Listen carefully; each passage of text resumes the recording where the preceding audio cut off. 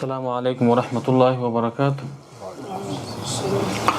الحمد لله والصلاة والسلام على رسول الله وعلى آله وصحبه ومن والاه بعد. أعوذ بالله من الشيطان الرجيم. يا أيها الذين آمنوا اتقوا الله وقولوا قولا سديدا. صدق الله العظيم.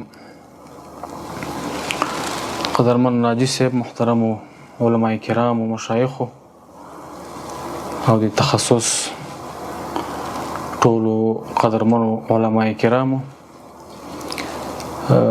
مهمه خبره خو حاجی صاحب محترم وکړي. زه که حافظه یاري وکړي او څو مختصرو خبرو باندې به قدرمنو ورونو سره یو مذاکره وکړم. لومړنۍ خبره دا ده چې د موږ او تاسې د علم سیستم او کوم منهج چې را روان دی دا یو ډېر ځانګړی سیستم دی او ډېر خاص سیستم دی. صرف همدومره موږ او تاسې ته پکار دی چې د موږ په ذهن کې دغه د سیستم نوعیت مستحضر وي. پام مې ورته چې موږ په څه ډول یو چاپیریال کې روان یو او یا موږ کومه لاره نیولې ده. نو بیا انسان خپل رسالت ته متوجه کیږي چې زه د یو بل تخصص یا د یو بل علم طالب العلم یا استاد یا د دغه علم نه فارغ شوی فاضل څه توپیر سره لرو، زما مسؤلیت او دغه مسؤلیت څه توپیر سره لري. قدرمنو د موږ او تاسې د علماو تاریخ که وګورئ، دلته دا کتابخانه هم په دې ګواهي وایي. تاسې که د هر عالم پیژندنه ولولئ په د اعلامو په کتابونو کې، سیر و اعلام النبلا را واخلئ یا مثلا الاعلام را واخلئ، هلته که تاسې مثلا امام نصفي لولئ نو هغه به درته وایي چې مفسر متکلم اصولی ادیب یا لغوی. که تاسې غزالی صاحب لولئ نو هغې کې به هم درته وایي چې اصولی فقیه متکلم، هغه ټولې خبرې به درته پکې وکړي. که تاسې سیوطي صاحب راواخلئ نو درته وایي چې محدث مفسر مؤرخ لغوی، دا ټولې خبرې درته پکې کوي. د موږ او تاسې دا علما چې دلته موږ وینو، دا کتابونه دي په دا کتابخانه کې پراته دي، دا هر عالم د دې یو مثال دی. د دې دپاره یو اصطلاح د موږ او تاسې د ادب استادان کاروي، و چې د موږ او تاسې پخواني علما دا موسوعي خلک وو. د افغانستان په ادبیاتو کې دې ته دایرة المعارفي فهم وایي یا دایرة المعارفي خلک وایي. که د نورو تخصصونو ته موږ او تاسې وګورو، په نورو تخصصونو کې دغومره وسیع هغه دایره د چا نشته. که یو سړی په تاریخ کې زده کړې کوي، هغه دومره علومو ته اړتیا نه لري. که یو څوک په ادب کې زده کړې کوي، دغومره علومو ته یې دا اړتیا نشته. که یو څوک په روانشناسۍ کې زده کړې کوي، دومره علومو ته اړتیا نشته. او که بیا هغه طبیعي علومو ته واوړو، هلته خو بیا بیخي پسې هغه تخصصګرایي ډېرېږي او هغه د تعلم ساحه یې راتنګېږي. بیخي په یو ډېر خاص علم کې دا خلک مصروفېږي. خو د موږ او تاسې دا علم دا موسوعي فهم غواړي. همدا وجه ده چې د موږ او تاسې په مدارسو کې چې کوم نصاب تر اوسه پورې راپاتې دی، دا د پوهنتون د نصاب نه ډېر فرق لري. اوس موږ او تاسې که وګورو، مثلا صرف چې موږ شروع کوو د صرف بهایي نه، نو چې هغه ډېره کمه وایو په شافیه یې ودروو. تر منځ تقریبا 6 کتابونه موږ وایو د صرف. نحوه چې د نحو میر نه شروع کوو نو په شرح جامع ودروو. اصول فقه چې د شاشي نه شروع کړو نو پاسې تر مسلم الثبوت او تر ملا یعقوب او تر دغه ځای ورسو. دا ډول که فقه شروع کوو، مثلا د شروط صلات نه شروع شي، په هغه درسي منهجي کتابونه چې موږ وایو نو تر هدایې پورې وایو چې څوک کم وایي. د هر علم وګورئ، لغت چې وایو ادب پاغي کې تقریبا 4-5 کتاب ویل کیږي، منطق چې وایو 4-5 کتاب کې ویل کیږي، تفسیر چې وایو دغه سي، او حدیث شریف چې وایو دغه سي. دې معنا دا ده چې دغه علم انتخاب چې چا کړی دی د ته ډېر کار ور په غاړه دی. د باید دغه سي کتابخانه د علوم سره د تعامل وي، او د باید دغه سي یو موسوعي فهم ولري. ګوره په خپل موسوعي کېدل دا سخت کار دی چې یو سړی د ټول علوم متقن وي، دا سخت کار دی، د انسان په وسه کې نه ده. خو موسوعي فهم لرل دغه مهمه خبره ده چې انسان سره د ټول علوم پر رابطه یو عبور وي، یو علمامي وي. په همدې خاطر موږ تاسو دغه لاره انتخاب کړې ده. نو دغه لاره انتخابول دا په جزئی مسایلو باندې نه کیږي او په جزئی فهم باندې هم نه کیږي. خد بیا که مثلا موږ دغه لاره انتخابو او موږ تاسو موسوعي په دې لاره کې زو د دې اګټه څه ده؟ موږ تاسو که د خپل شریعت علماو ته وګورو، کوم علما چې د موږ تاسو دغه سي په موسوعي شکل مخې ته راغلي دي او په تاریخ کې ثبت دي او تر اوسه پورې شته دي، د دې خلکو فهم مقاصدي دی. د دې خلکو فهم یو ډیر پراخه دایره لري. د دې خلکو فهم ټول ژوند رانغاړي. کله چې موږ تاسو دغه علوم استادان یا علما یا طالبان ګورو چې هغوی په یو ډیر خاص تخصصي شکل په مخ ځي، د هغوی فهم د هغوی د خاصې دایرې پورې تړلی. خو د موږ تاسو د علماو موضوع هغه د انسان ټول ژوند رانغاړي. دا کون د ټول کون سره د دې عالم تعامل وي. همدا وجه ده چې څو وخت نه چې علما کرامو د شریعت مقاصد ټاکلي دي، په هغې کې د انسان ژوند ټول رانغاړلی دی. او دا موږ تاسو ته یو پیغام راکوي. تاسو به په خپلو درسونو کې ویلي چې اسلامي شریعت 5 مقاصد لري: حفظ الدین، حفظ النفس، حفظ العقل، حفظ المال او حفظ العرض والنسل. دا د انسان هغه چې څومره ژوند دی او د انسان د ژوند چې څومره اړخونه دي ټول رانغاړي. د دې معنا دا ده چې دا شریعت د دې په خاطر راغلی دی چې انسان دغسې یو ستر مسؤلیت ادا کړي. انسان پیدا شوی دی د ستر مسؤلیت ادا کولو په خاطر دی. نو که موږ تاسو دغه لارې انتخاب کړې ده، نو په دغه لارې انتخابولو کې موږ تاسو ته د مقاصدي فهم انتخابول دا تر ټولو ډیر زیات مهم کار دی. که داسې وي چې دغه خبره تاسو سره ډیره ځکه جوړیږي چې تاسو د فقه د تخصص طالبان یا علما او فقاهت نن سبا یو ورک شوی صفت دی. ډیر خلک موږ ګورو چې د فقه استاد وي، د فقه طالب وي، خو تعامل د ظاهریانو غوندي، تعامل د مسایلو سره داسې وي چې هغه ډیر سطحي وي. د فقاهت مسایل هغه ډیر ژور دي او هغه ډیر په مقاصدو پورې تړلي مسایل دي. نو موږ تاسو ته د کوم منهج چې را پاتې دی او موږ را روان یو په دغه لاره باندې ډیر پام دې ته پکار دی چې انسان نن سبا مسخره دی په دنیا کې، په انساني ټولنه کې انسان مسخره دی. تاسو دغه د اسلامي شریعت 5 مقاصد وګورئ او په ټوله نړۍ کې وګورئ چې انسان ته په دغه نظر باندې څوک ګوري، کوم دیني ورته ګوري، کومه نظریه، کومه فلسفه، کوم سیاست، کوم حرکت.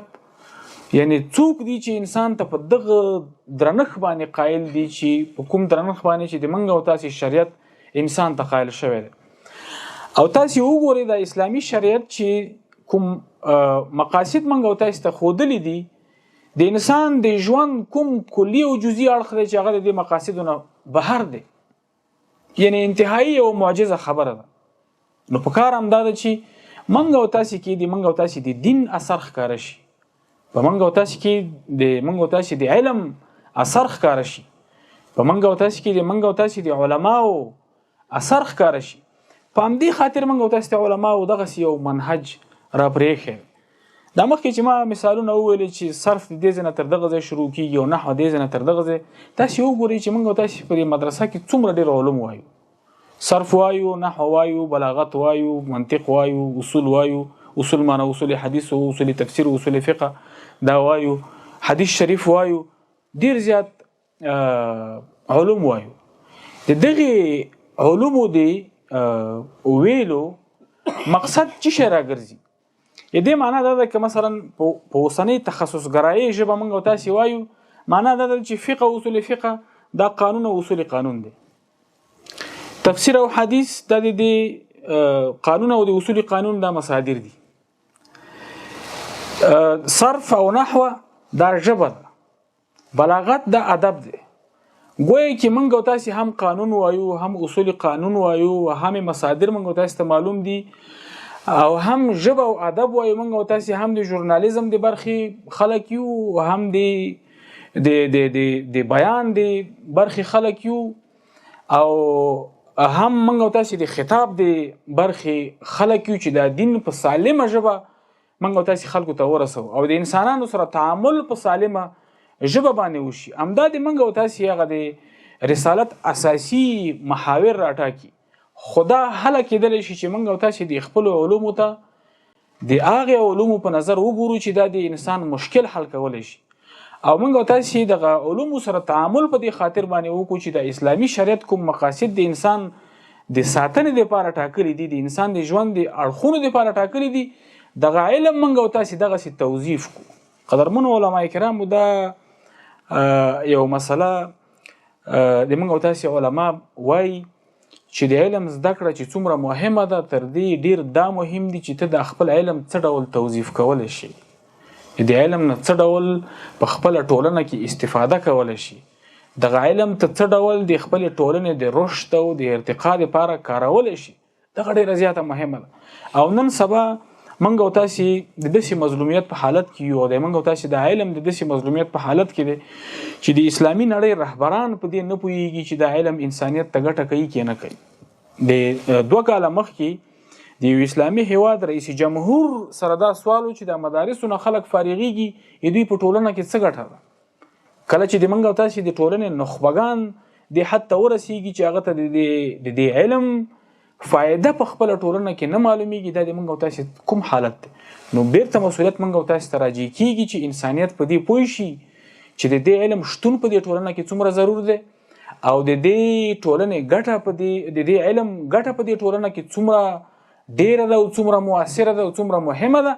خو دا بیا یوه ژبه غواړي، یعنی که موږ موضوعي اوسو، بیا مقاصدي فهم اوسو، دا به موږ او تاسې ته ژبه راکوي. موږ او تاسې د عامو خلکو سره په ژبه پوهېږو. مخکې حاجي صاحب ډېره ښه خبره وکړه چې ته ټولنې ته ځې، که د چا سپاره نه وه د هغه به ورته وایې، که د چا مسله نه وه د هغه به ورته وایې، که د چا څه ډول علم ته اړتیا وه ته به هغسې تعامل د خپلې ټولنې سره کوي. او دغه ډېره زیاته مهمه ده. د علم د رسولو دپاره د خلکو په ژبه باندې پوهېدل دا تر ټولو ډېر مهم کار دی. امام نصفي رحمت الله علیه د سورت بقرې په سر کې یو خبره کوي. کله چې دا د الف لام میم، اعوذ بالله من الشیطان الرجیم، الف لام میم ذلک الکتاب لا ریب فیه هدی للمتقین، دغه ځای کې د دې جملو پر ربط باندې د خبره کوي. دا تاسو وګورئ دغه نصفي پروت دی. د بلاغي مسائل په دغه ځای کې بیانوي چې دا جملې څه ډول سره متماسکې دي، څه ډول سره متناسبې دي. بیا د دې یو عبارت نه ډیره معلومیږي چې دغه ځای د بلاغت نه ډیر زیات خوند اخیستی دی. بیا دلته وایي چې قیل لعالم فیما لذتک، یو عالم نه پوښتنه وشوه چې ته څه شي نه ډیر خوند اخلي، و هغه ورته وویلي چې فی حجة تتبختر اتضاحا وفي شبهة تتضاحل افتضاحا. و هغه ورته وویلي چې زه د هغې دلیل نه ډېر خوند اخلم چې هغه د ډېر کروالي نه یو خیاليګر دلیل وي، او د هغې شبهې نه خوند اخلم چې د ډېرې مسخرې نه هغه په ځان کې ورکېږي. نو دغه استدلال مې په دې خاطر وکړ چې د دین د رسولو لپاره ژبه پکار ده او موږ تاسو ته په علماو په خپل منهج کې ژبه دا ځای کړې ده یوازې ژبه نه ده یعنی هم لغوي جانب راته ځای کړی دی چې صرف او نحو ده او هم ادبي جانب راته ځای کړی دی چې هغه بلاغت ده او بلاغت موږ تاسو په داسې یو هغه کې وایو په متانت باندې وایو چې سړی ته د خپل علماو قدر معلومیږي. مثلا موږ تاسو بلاغت مختصر المعنی وایو ورسته اوس چې څوک ویلی شي څوک یې خطه درسولی شي ډېر غټ عالم هغه ګڼل کېږي خو یو ځای کې مې لوستي وو چې دا لیکل شوي دي 15 کلنو ماشومانو دپاره او شرح جامع خو په خپل هغه کې وایي چې دا ما د خپل زوی دپاره لیکلي په خپله خطبه کې وایي نو هغه وخت وګورئ او دې وخت وګورئ چې موږ په کوم حالت کې یو چې یو وخت شرح جامع د ماشوم دپاره لیکل کېږي مختصر المعنی د ماشوم دپاره لیکل کېږي او اوس چې د موږ او تاسو پخته عالم ښه موږ ته تدریس کړي دا متن ولګوي موږ وایو چې دا ډېر ناشنا عالم دی ځکه چې دا کتاب ډېر ښه تدریسولی شي.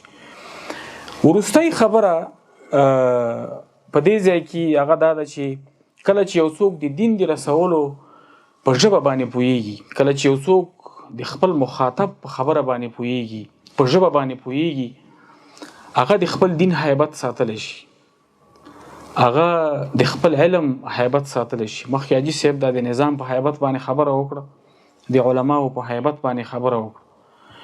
دلته زه یو دوه مثاله وایم و چې امام مالک رحمت الله علیه ته د وخت خلیفه راغی ورته وویل چې که زه دا کعبه هغسې جوړه کړم لکه څنګه چې په هغه خپل شکل باندې وه ځکه چې پیغمبر علیه الصلاة والسلام بیبي عایشې رضی الله عنها ته وویل که چېرته د اتا قوم نوې مسلمان په مسلمانۍ کې نوې نو ما به دا کعبه په خپل ځای کې جوړه کړې وه خو د دې خبرې مقصد دا دی چې داسې نه شي چې بیا به هر سړی راځي او دا کعبه به ورانوي او جوړوي نو وایي چې د خلیفه ورته وویل چې اوس خو هغه وخت نه دی اوس خو ډېر وخت په مسلمانانو تېر شوی دی د مسلماني په خلکو کې پخه ده نو اوس به موږ راول هم امکانات شته داسې به وکړو چې دا کعبه چې څنګه پیغمبر علیه الصلاة والسلام جوړول غوښتل ته ما ته ووایي چې زه هغسې جوړه کړم و هغه ورته وویلې چې لا تجعل الکعبة العوبة الملوک کعبې نه د پاچایانو لوبه مه جوړوه چې بیا به د تا نه وروسته بل راځي هغه به ورانوي بل رقم به یې جوړوي او د هغه نه پس وروسته به بل راځي او هغه به بل رقم جوړوي. په دې کې علما وایي دې ته اشاره ده چې په اسلامي امت کې چې کوم د حیبت مسایل دي او هغسې مسایل دي چې هغې ته ګوته وروړل هغه د دې موضوع د قضیې د شان سره غرض لرل دي دا ډیره مهمه خبره ده. د موږ او تاسو هغه علماو د علم هیبت ور معلومو د اسلامي امت د قضایا او هیبت ور معلومو موږ او تاسو ته پکار دي چې په نهایت کې چې سړی د علم سره تعامل کوي هغه قضایا چې هغه په اسلامي امت کې د هیبت څښتنې دي هغه هیبت وساتو. د په مصر کې یو قاری تیر شوی دی حصري ورته وایي شاید ټول علما به دا تلاوت اوري وایي دته یو د ازهر دی استادانو یو استاد ویلی چې د قرآن کریم کې چې دا رکوګانې جوړې شوي دي او د سپارې تقسیم شوي دا په موضوعاتو نه دي ځینې ځای کې موږ ګورو چې موضوع پاتې وي رکو خلاصه شي موضوع پاتې وي سپاره خلاصه شي نو که داسې وکړو چې د قرآن کریم داسې په دې موضوعاتو باندې سړی وویشي او یو ښه ترتیب ورکړي ځکه دا توقیفي نه دی و هغه ورته وویل چې لا تجعل القرآن العوبة الصبیان قرآن کریم نه د ماشومانو لوبه مه جوړوه چې بیا به هر سړی راځي او هغه به یو سوچ کوي سپاره به یو ډول جوړوي رکو به بل ډول جوړوي او نقشونه به پکې بل رقم ته اچي په حرکاتو به نورې خبرې کوي دې سره به ګوتې نه وهي ځکه د قرآن کریم یو هیبت دی.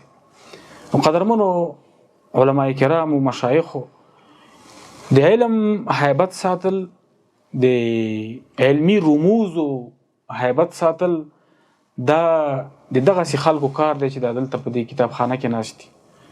د علم هیبت تر دې حده ورسېده چې هغه په سیاستونو کې هم ضایع شو هغه په مناظرو کې هم ضایع شو هغه په لیدلورو او په فکري مکاتبو کې هم ضایع شو هغه په حرکتونو کې هم ضایع شو هغه د نظامونو په راتلو نه راتلو کې هم ضایع شو اوس بیا وخت دی چې د دې مسایلو هیبت هماغسې څه ډول چې و په هماغه سترګه ورته وکتل شي او دا د دغسې علماو کار دی شاید نور خلک دې ته رسیدګي ونه کړي ځکه نن سبا دغه اسلامي علوم هم لکه د نورو طبیعي علومو غوندې یا د پوهنتونونو غوندې هغه جزوي اړخونو ته ورغلي دي منګه زه خپله ما پوهنتون هم ویلی دی موږ داسې خلک لیدلی دي چې هغه مثلا په قرآن کریم کې د ان په دلالتونو باندې کار کړی دی چې دا ان څه ډول ته استعمال شوی دی په بلاغي لحاظ دي هغه دلالتونه څه دي په قرآن کریم کې خو د ان نه اخواته چې بیا ان دی په هغې کې ولاړ دی